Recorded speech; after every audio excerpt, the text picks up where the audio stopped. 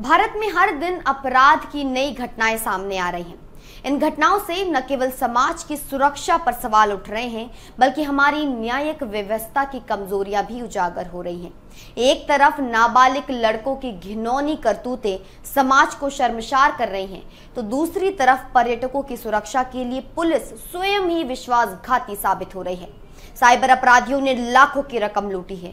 बेंगलुरु में एक युवा महिला की रहस्यमयी मौत हुई है और एक कॉलेज की छात्रा को भीषण यौन उत्पीड़न का सामना करना पड़ा है। आइए देश भर से आई इन 5 गंभीर अपराध की खबरों को विस्तार से समझते हैं। हरियाणा के नुहम जिले में एक ऐसी घटना सामने आई है जो मानवता को झकझोर कर रख देती है। एक नाबालिग लड़के ने अपने ही गांव की 15 साल की किशोरी को 7 महीनों तक शारीरिक शोषण का शिकार बनाया। यह अत्याचार तब तक छिपा रहा जब तक पीड़िता गर्भवती न हो गई। किशोरी को लगातार उल्टी, दस्त की शिकायत होने लगी। परिवार के सदस्यों ने जब चिकित्सक से परामर्श लिया तो अल्ट्रासाउंड रिपोर्ट में एक भयावह सच्चाई सामने आई। वो 7 महीने की गर्भवती थी।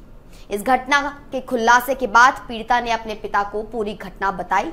आरोपी नाबालिग ने सोशल मीडिया पर पीड़िता की निजी तस्वीरें और वीडियो को साझा करने की धमकी देकर बार बार ये जघन्य अपराध दोहराया। पुलिस ने आरोपी को गिरफ्तार कर लिया है।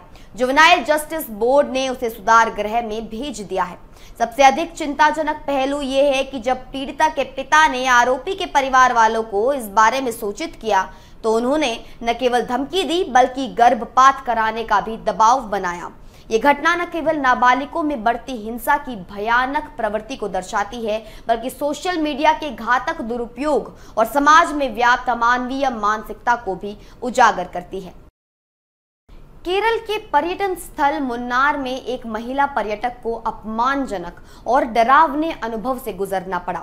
मुंबई की एक असिस्टेंट प्रोफेसर जानवी ने 30 अक्टूबर को मुन्नार की यात्रा के लिए एक ऐप आधारित कैब सेवा का उपयोग किया।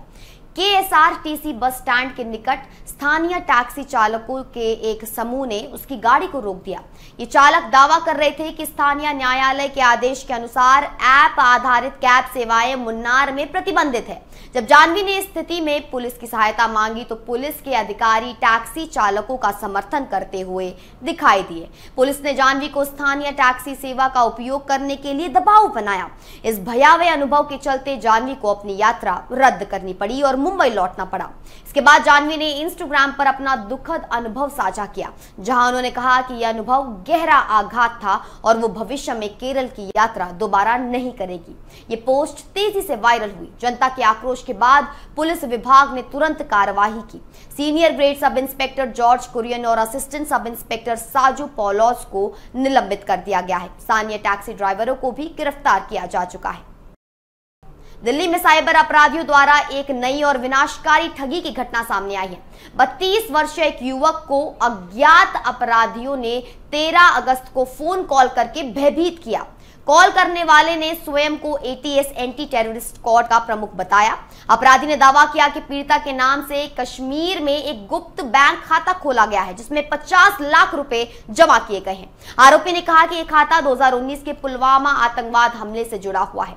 अपराधियों ने पीड़िता को धमकी दी कि बहुत प्रभावशाली राजनीतिक व्यक्तित्व इस मामले में शामिल है और यदि वो किसी को कुछ भी बताएगा तो गंभीर परिणाम भुगतना पड़ेगा। इन दहशत भरी धमकियों के तहत भयभीत पीड़ित ने अपराधियों को 10 लाख रुपए का स्थानांतरण कर दिया। पुलिस ने इस घटना में एक आपराधिक मामला दर्ज किया है। यह घटना साइबर अपराधियों की चालाकी को दर्शाती है, जहां वे देश की सुरक्षा, राजनीतिक उथल-पुथल और आतंकवाद जैसे विषयों का दुरुपयोग करके निरपराध नागरिकों को लूट रहे हैं। बेंगलुरु के गायत्री नगर इलाके में एक दुखद घटना सामने आई है। यहां एक 25 वर्षीय महिला की रहस्यमयी परिस्थितियों में मृत्यु हुई। इस महिला का नाम था सुप्रिया। वो कर्नाटक के दावनगेरे जिले से आई थी। सुप्रिया शिक्षित थी, उसके पास MBA की डिग्री थी। वो एक प्रमुख निजी कंपनी में कार्यरत थी। उसका जीवन सामान्य और सुव्यवस्थित दिखाई दे रहा था, लेकिन अचानक सुप्रिया का किसी से भी कोई संपर्क नहीं रहा। उसका परिवार चिंतित हो गया। परिवार के सदस्यों को कई दिनों तक उसकी कोई सूचना नहीं मिली। तब परिवार के जो लोग हैं वो बेंगलुरु गए और सुप्रिया के किराए के अपार्टमेंट में गए। वहां उन्हें एक भयानक दृश्य देखना पड़ा। सुप्रिया का शव अपार्टमेंट के एक बंद कमरे में लटका हुआ था। कमरा अंदर से पूरी तरह बंद था। शव की स्थिति से लगता था कि वो 3 से 4 दिन पहले से वहां लटका हुआ था। अब सवाल ये है कि आखिर हुआ क्या? क्या सुप्रिया ने आत्महत्या की? क्या ये कोई दुर्घटना थी या क्या किसी ने उसे मार दिया? ये बिल्कुल भी स्पष्ट नहीं है। कमरे में आत्महत्या का कोई नोट या संदेश नहीं मिला, कोई पत्र नहीं मिला, कोई स्पष्ट कारण नहीं मिला। पुलिस ने सुप्रिया का मोबाइल फोन जब्त कर लिया है। वे फोन को फॉरेंसिक प्रयोगशाला में भेज रहे हैं। पुलिस के पास एक सवाल है, क्या सुप्रिया किसी से परेशान थी? क्या किसी ने उसे धमकी दी थी? क्या वो किसी समस्या से जूझ रही थी? ये सभी सवालों के उत्तर खोजने की कोशिश की जा रही है। पुलिस ने मामले को अप्राकृतिक मृत्यु का मामला माना है। जांच अभी भी जारी है। पुलिस का लक्ष्य ये जानना है कि सुप्रिया की मृत्यु आखिर कैसे हुई। ये कहानी हमें दिखाती है कि बड़े शहरों में भी महिलाओं की सुरक्षा को लेकर गहरी चिंताएं हैं। एक दुखद घटना में एक कॉलेज की छात्रा को भीषण यौन अपराध का शिकार होना पड़ा। छात्रा की आयु 21 वर्ष थी। वो अपने बॉयफ्रेंड के साथ बाहर समय बिता रही थी। दोनों एक सुनसान स्थान पर बैठे थे, शायद कोई पार्क या कोई झाड़ियों वाली जगह थी। तभी अचानक 4 से 5 गुंडों का एक समूह उस जगह पर पहुंच गया। ये गुंडे बहुत खतरनाक थे। इन गुंडों के इरादे बिल्कुल बुरे थे। सबसे पहले इन गुंडों ने छात्रा के बॉयफ्रेंड पर हमला किया। उन्होंने उसे बुरी तरह पीटा। वो लड़का जमीन पर गिर गया, उसे गंभीर चोटें आई। बॉयफ्रेंड बेहोश हो गया। वो होश खोने के बाद कुछ समझ ही नहीं पाया कि आखिर क्या हुआ।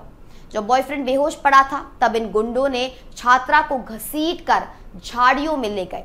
वहां इन गुंडों ने सामूहिक रूप से छात्रा के साथ बलात्कार किया। ये एक बहुत ही गंभीर अपराध था। न केवल एक बल्कि कई लड़कों ने छात्रा के साथ बलात्कार किया। लेकिन अपराध यही खत्म नहीं हुआ। इन गुंडों ने अपने मोबाइल फोन से पूरी घटना का एक वीडियो बनाया। फिर उन्होंने छात्रा के बॉयफ्रेंड को धमकी देते हुए कहा, अगर तुम किसी को भी ये बताओगे तो हम ये वीडियो को सभी के सामने चला देंगे, हम तुम दोनों को मार देंगे। इन भयानक धमकियों के साथ ये अपराधी वहां से भाग गए। जब बॉयफ्रेंड को कुछ समय बाद होश आया तो वो एक भयानक दृश्य देख रहा था। छात्रा गंभीर रूप से घायल थी। उसके शरीर पर कई चोटें थी, खून बह रहा था और वो दर्द से करहा रही थी। लेकिन इस समय बॉयफ्रेंड ने एक बहादुरी भरा फैसला लिया। भले ही अपराधियों ने उसे धमकी दी थी, फिर भी वो डर के आगे नहीं झुका। उसने तुरंत पुलिस को फोन किया। उसने पुलिस को सब कुछ बताया, क्या हुआ, कहाँ हुआ, कितने लड़के हैं, कौन कैसा दिखता है, सब कुछ। पुलिस तुरंत मौके पर पहुंची। उन्होंने छात्रा को तत्काल अस्पताल में भर्ती कर दिया। चिकित्सकों ने उसके घावों का इलाज शुरू किया। पुलिस अब इन अपराधियों को खोजने के लिए पूरी ताकत लगा रही है। आज की ये 5 क्राइम खबरें दुखद हैं, लेकिन हर कहानी में एक बहादुरी का संदेश भी है। पीड़िताओं की बहादुरी, गवाहों का साहस, पुलिस की जिम्मेदारी और समाज की जागरूकता। हाँ, हमारे समाज में अंधेरा है, हाँ हमारी व्यवस्था में कमजोरियां हैं, लेकिन हर अंधेरी रात के बाद एक उजाली सुबह जरूर आती है। हर समस्या का एक समाधान है। हमें बस साहस, सच्चाई और एकता की जरूरत है। अगर हम एक दूसरे का साथ दें तो कोई भी हमें नहीं डरा सकता।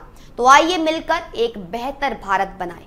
ऐसी खबरों के लिए हमारे साथ बने रहिए सिर्फ और सिर्फ इंडिया न्यूज डिजिटल प्लेटफॉर्म पर। मैं निकिता रावत फिर मिलूंगी कुछ बड़े अपडेट्स के साथ। धन्यवाद।